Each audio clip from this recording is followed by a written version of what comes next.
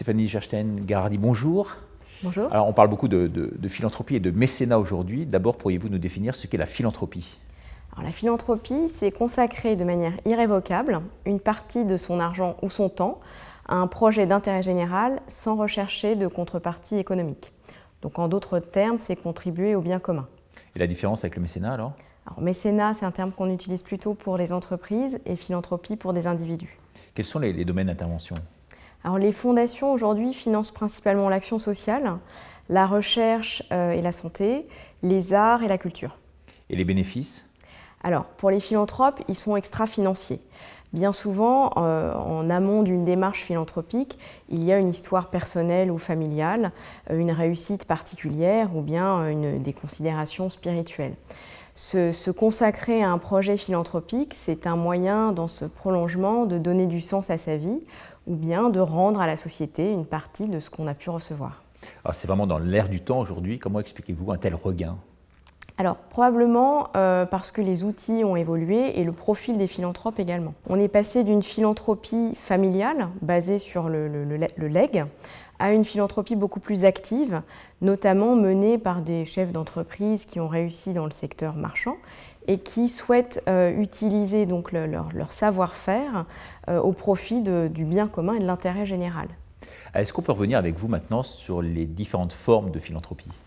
Oui, alors on a différents types de structures.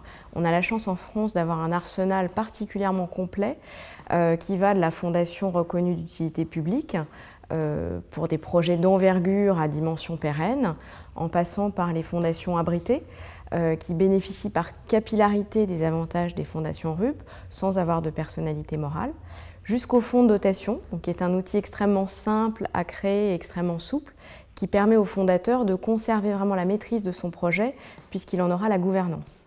Avec des avantages fiscaux à la clé, j'imagine? Oui, bien sûr. On a également un dispositif fiscal qui est très attractif en France, même si on ne fait pas de la philanthropie pour la fiscalité, mais c'est un élément vraiment important. D'accord, c'est un peu la cerise sur le gâteau, si on peut dire. Oui, complètement. Les réductions d'impôts, elles existent pour les personnes physiques au niveau de l'impôt sur le revenu, puisqu'il y a un avantage fiscal, une réduction d'impôt qui est égale à 66% du montant du don dans la limite de 20% du revenu imposable.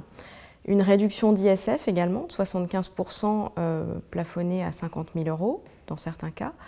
Des exonérations de droits de mutation. Et pour les sociétés, une réduction d'impôt sur les sociétés égale à 60% du montant du don dans la limite de 0,5% du chiffre d'affaires. Mais il faut dire que la philanthropie, on terminera par ça, c'est une philosophie générale en fait. On donne généralement plus qu'on reçoit en parallèle. Oui, par définition, même si on a un avantage fiscal, donner, ça coûte de donner.